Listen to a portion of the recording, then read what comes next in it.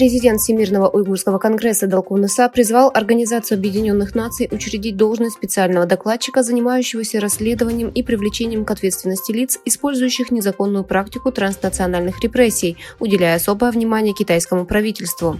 Одним из наиболее ярких примеров транснациональных репрессий является дело самого Далкуна Исы, президента Всемирного уйгурского конгресса. В течение 20 лет он разыскивался Интерполом как террорист, что привело к его аресту, содержанию под стражей, допросам и унижением на границах многих стран, включая Европейский Союз.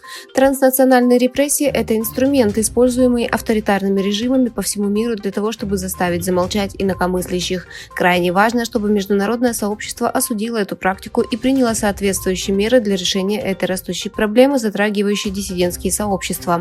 По случаю презентации своей книги «Китайская ловушка свободы. Моя беглая жизнь» в Вестминстере Далкун Иса призвал к созданию специального докладчика по вопросу о транснациональных репрессиях в ООН. Этот шаг имеет решающее значение для того, чтобы виноватые в этих незаконных действиях были привлечены к ответственности.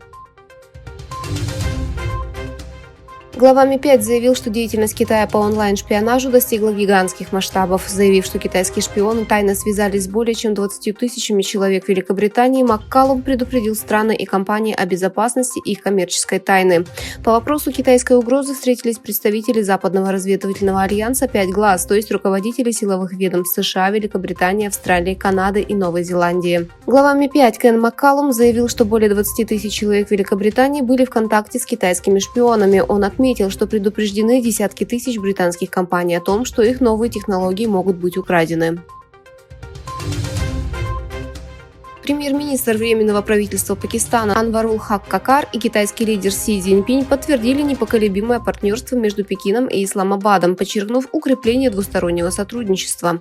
Согласно заявлению, сделанному канцелярией премьер-министра Пакистана, Какар, прибывший в Пекин в рамках форума «Один пояс, один путь», встретился с лидером Коммунистической партии Китая Си Цзиньпином. В ходе встречи Какар и Си Цзиньпин договорились укреплять и углублять диалог на высоком уровне и обмениваться мнениями во взаимных интересах двух стран, подтвердив при этом непоколебимое партнерство между Пекином и Исламабадом.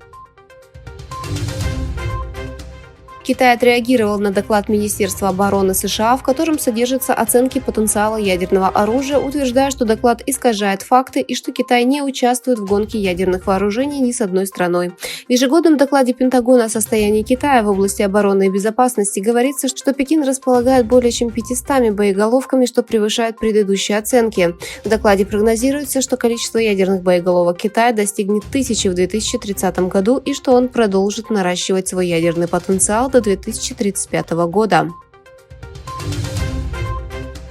Министр иностранных дел Японии Камикава Йоко заявил, что он продолжает поддерживать решение о двух государствах в палестино-израильском кризисе, заявив, что приверженность Японии к Палестине никогда не изменится. Камикава выступил на состоявшемся в Египте Каирском мирном саммите с участием глав государств и правительств, где обсуждались события в Газе. Напомнив, что японское правительство объявило на этой неделе о намерении направить сектору Газу чрезвычайную гуманитарную помощь на сумму $10 миллионов, Камикава сказал: «Это первый шаг помощи. Мы оцениваем объем помощи, исходя из потребностей на местах».